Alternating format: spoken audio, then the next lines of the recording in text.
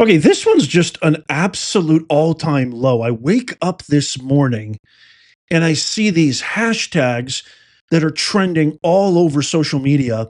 Trump is dead, RIP Trump, the president is gone. All these ridiculous hashtags and this death hoax. He's not dead, by the way. He's not dead. He's alive. Quite frankly, I'm more alive and well than I ever have been before, thanks to Professor Nez, right? He's a good guy. Thank you, Mr. President. I love you.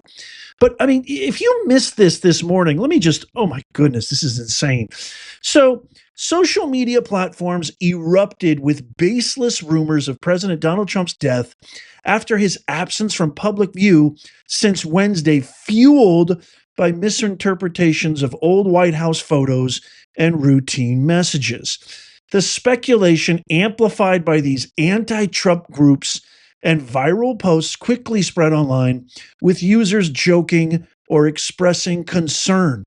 However, the hoax was swiftly debunked on Saturday when Trump, 79, was spotted alive and well heading to his Virginia golf resort, highlighting the dangers of unverified information. I mean, this is all these guys have. Look at what this. Here's an example right here. I just want to share this. I mean, look at how absolutely foul these people are. Look at this heartbreaking Trump tracker. Everybody go spam this jerk with the 8647 profile photo on X. Heartbreaking. Donald Trump, age 79, was found alive this morning. The guy's been active. He posted on Truth Social about tariffs. He also, this was a picture right here of him with his granddaughter playing golf, for crying out loud. The guy works tirelessly and ceaselessly. Can he just play a little bit of golf in peace? You know, how many vacation days, how many camera shots do we have of Vegetable and Chief Biden rotting like a carcass on the beach with Dr. Jilski's? I mean, and he even posted this too, just like recently.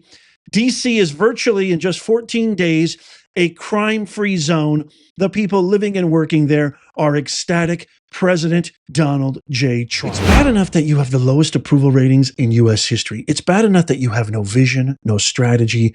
You have nothing, no contribution, no accomplishments, nothing to speak of. And now you're spreading like these malignant, demonic. I mean, we are truly fighting a domestic terror group in the Hippocrats, aka the Democrats. And speaking of crime, I've got a couple of things to share with you. You're going to see Morning Joe, a huge ally, huge Democratic shill, attacking Chicago Mayor Brandon Johnson, who actually is now facing potential militarization. Thank God. I know the Chicago residents want this. Wait till you see clips. But I'm going to share with you a clip of Johnson getting absolutely scorched by Morning Joe, pressing him about police, crime, etc., etc. But first, check this out. Remember Lisa Cook? Well, she's cooked.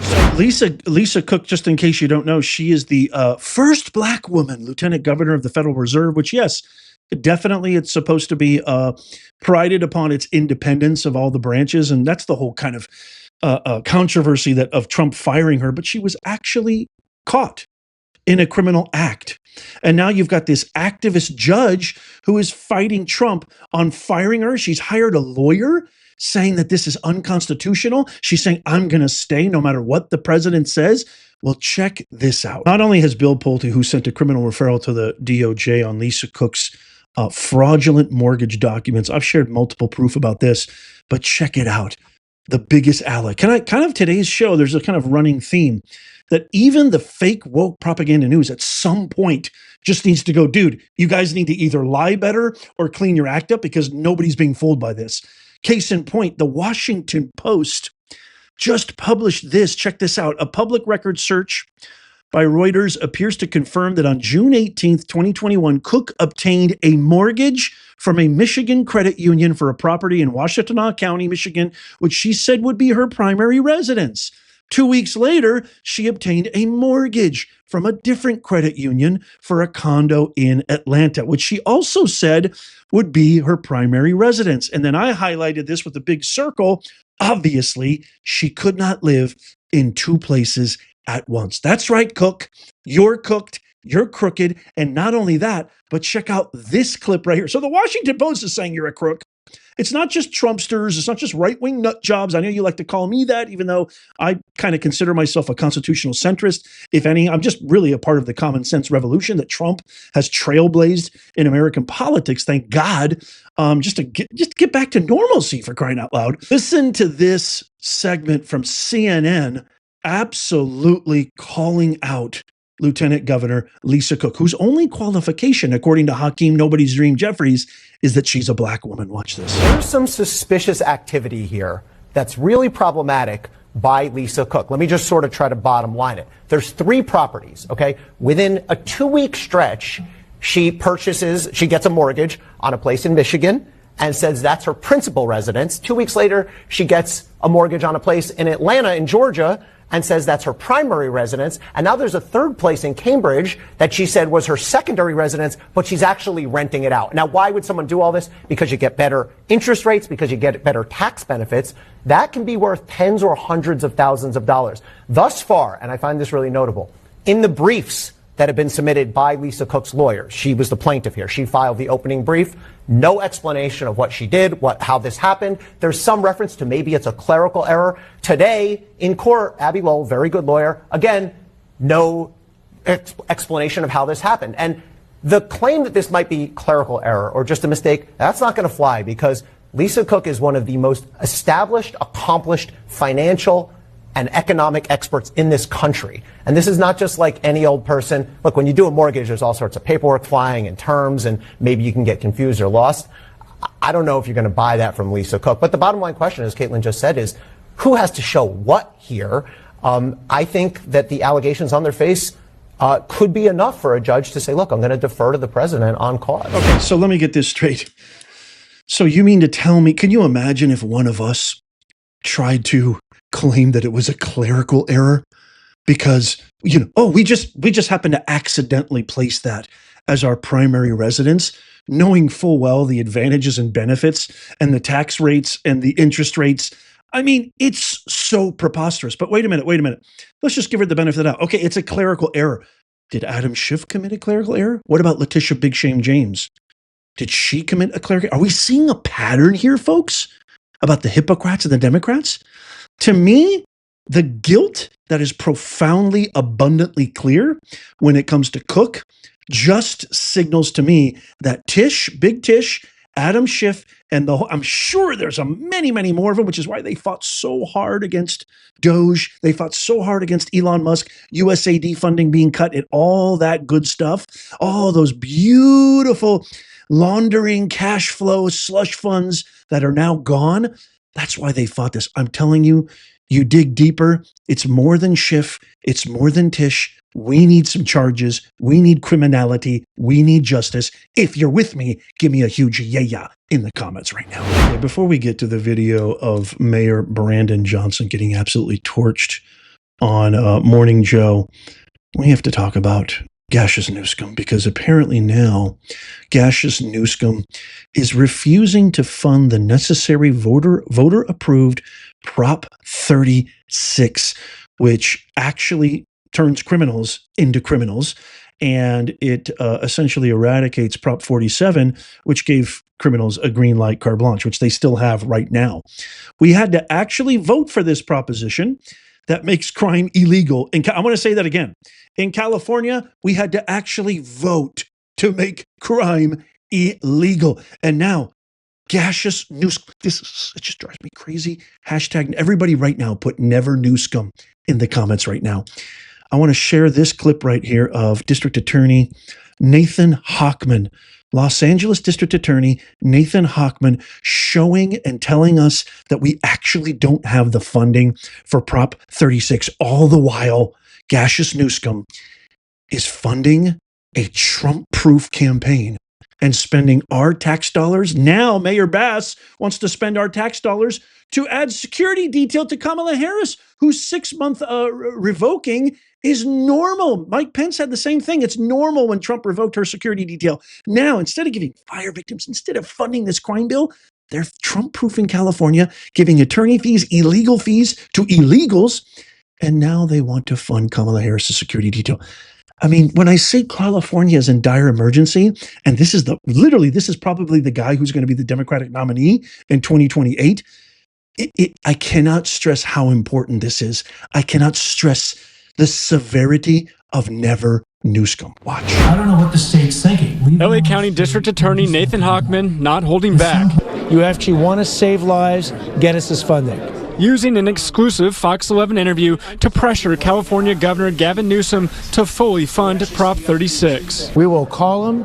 We will send them a social media. We'll DM him. I'll say it right to the camera. Governor Newsom, if you're listening, get us this funding. Last November, almost 70% of Californians voted in favor of Prop 36 and tougher penalties for theft and drug crimes. But critics argue the law is stalling out after the governor approved $110 million, far short of the $400 million supporters argue is needed. Without the funding, can you do what Prop 36 was voted on? Slower. It's much slower. They said we need $400 million. In Torrance Thursday night, dozens of residents packed a Prop 36 town hall, angry at Sacramento. That's our tax dollars and the things that we are actually asking for, so why can't we get it done? Across Torrance in recent weeks, we've reported on break-ins, a South American crime ring using hidden cameras to target homes, and a 17-year-old shot and killed at a pool party. It's shameful for the governor going after a redistricting effort, for some political project when he needs to be reasserting and refunding our public safety needs. This country needs to wake up to Governor Newsom Thursday ordering the California Highway Patrol to help local authorities across the state target criminals. We're going to keep asking for that money. So far in LA, the DA has filed about 3,000 Prop 36 cases. The governor has a couple $100 million that he wants to spend on something. We'd ask him to spend it on getting us mental health and drug addiction beds in our community. So there was crime, there wasn't crime. Trump is militarily occupying our state. It's wrong. There is no crime. Oh, now I'm going to address this. I'm going to actually have the CHP take care of this, which is actually really illegal. I mean, really unconstitutional. And now you won't even fund? Now you won't even fund what the people voted for? So the next time this snake serpentine American psycho haircut that passes for a man American psycho says we're doing this for the people, remember this. The people voted for this. And it is so absurd in the year of our Lord, 2025. Trump is right. Anybody with common sense is right. We have to actually beg you for the money to fund a bill that should have never even come up to actually make crime criminal? This, ladies and gentlemen, is totally capital B bonkers. It's nuts. Never Newsome. Put it in the comments. By the way, Caroline Levitt, the White House, Stephen Miller, all of Newsom's ridiculous press office that we're paying for, they all watch this show. Let them know how you think. Okay, now check out this amazing clip of Mayor Brandon Johnson, who now wants to Trump-proof Chicago, says that Chicago Police Department will refuse to cooperate. The mayor's office will refuse to cooperate with President Trump. And watch, I'm going to share this clip of Morning Joe drilling. I'm really shocked because I don't like Morning Joe. I don't know if you do either. Drilling Mayor Brandon Johnson as he flusters his way through and avoids answering the actual specific question. At one point, Joe even raises his voice, yelling at him practically. Watch this clip and then come on back. I'm going to share with you a couple of clips of what Chicago residents have to say. Check it out. Would you also like to get federal funding to help put 5,000 more cops on the street in Chicago? Would that help drive down crime? Well, look, policing by itself is not the full strategy. No, I understand that. You've talked about the other things you want, and I said those are good and important programs, but I'm asking also, would 5,000 more police officers on the street in Chicago be helpful to go along with all of those social programs that a lot of cities are engaging in and having success with? Well, look, here's the best way I can put it, Joe, is that in the 90s when I was in high school, we had 3,000 more police officers and we had 900 people being murdered every single year in Chicago. It's just not policing alone. Of course, we want more detectives. I know it's not policing alone, but I know it's not policing alone. You've told me everything else you want. I'm curious, and this does come down to an ideological difference between people. Do you believe that the streets of Chicago would be safer if there were more uniformed police officers on the streets of Chicago? I believe the city of Chicago and cities across America would be safer if we actually had, affordable housing. Look, okay, I'm not saying that that's not the question I asked. My question is, and I just need a yes or a no, do you believe the streets of Chicago would be safer if you got all of those other extraordinary programs put back into place, which do have a history of being successful, if that's complemented by having 5,000 more cops on the streets of Chicago? I don't believe that we should narrow it down to just police officers, Joe, is what I'm saying. That is an antiquated approach. I'm saying we've invested in detectives. Mr. Mayor, are you hearing what I'm saying? I'm agreeing with you that all of these other social programs are extraordinarily important. I just need a yes or a no, and then this will be the last time I ask. If you get all of those other social programs that 800 million that New York City does, Los Angeles, other people do with great success, would an additional 5,000 cops on the streets in Chicago help complement those programs to make Chicago safer? Look, we are working hard to make sure that our police department is fully supported. I don't believe that just simply putting out an arbitrary number around police officers is the answer. Nothing but absolute gibberish. Instead of saying what every statistic has proven, every analytic, every metric, every survey, every study, every research, documentation proves, his answer, we need affordable housing. What? When your own propaganda woke media, when your own apparatus is yelling at you and screaming at you and shaking you by the lapels and saying, what is wrong with you? Get it through your thick skull that you are blowing it in a major way. You got some serious problems. But never mind that. What about the people of Chicago? What do the people of Chicago? You had this ridiculous Governor Pretzel walking through the nice part of Chicago and Illinois. Oh, I don't see anything wrong. Everything's great. Listen to what residents have to say, especially the small business owner of this pub. Check this out. Our children can't walk around the community without fear of being hurt or kidnapped or having a drive-by.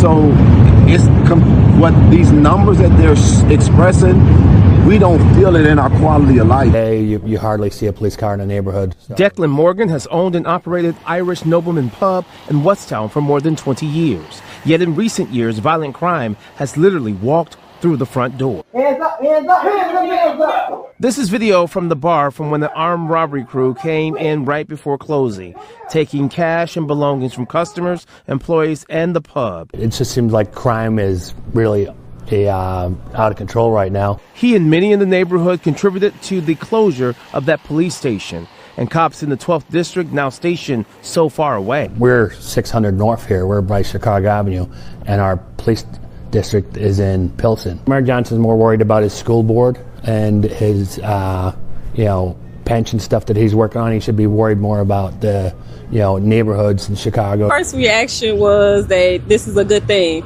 I think that the governor as well as the mayor should be on board with it just so we can get a bit more of security in Chicago the way that we need. The crime has dropped since 2024. Do you feel like the city feels safer? No, not at all. No, especially with the police being defunded. So just like every other Democratic-run city, mayor, governor, they completely just erase the people that they're supposed to serve. Opinions, thoughts, reactions, feedback, they completely dismiss it. You have to ask yourself why. Why do you think mayors all over our country, our great, beautiful republic, and governors, 99.99% of them are blue run? Why do you think they are so opposed to stopping crime? I would love to hear from you in the comments down below. Here's my take. The reason why they're so opposed to stopping crime or even admitting that there is crime and basing their feedback on old data, old analytics, and not the full scope of what's really happening in their cities and states is because if they admit that there's crime, then they're going to have to admit that the people that they let into our country are the ones who are the perpetrators of these crimes. And they're not going to go against their voters. That's their voter base. So if you think they care about you, if you think they care about me, if you think they care about our tax dollars, makes a lot of sense why Mayor Karen Bass and Newscomb are completely just ignoring Palisades victims, Altadena victims, fire victims, et cetera, et cetera. It's a tragedy of the worst order. It's because they would have to admit that the millions and millions of people who got them elected, who they allowed to vote and promised them radical citizenship, radical amnesty, et cetera, they would have to admit that criminal, treasonous act of sedition. And they're never going to do that. They're scared to death of having to get a real job. It's pure, it's simple. But with your help, you can share this video. You can tap that thumbs up. You can help us here at Nez Nation make common sense go viral. That's the whole point of this channel. I'm doing this for my kids, for our kids, for my grandkids' grandkids, so they can live in an America that you and I grew up in that makes sense. Trump is the absolute champion of common sense revolution thinking. It's really not revolutionary. It's just let's get back to normalcy. So I need your help. And also let me know what you think in the comments. Tap that thumb. You can even do it with your TV if you're watching on your remote. Check out these videos coming up on the screen right here, just in case you missed them. Tap my face right here to subscribe and follow. It's absolutely free. And as always, may God bless you and may God bless the USA and all who defend her. I'll see you soon.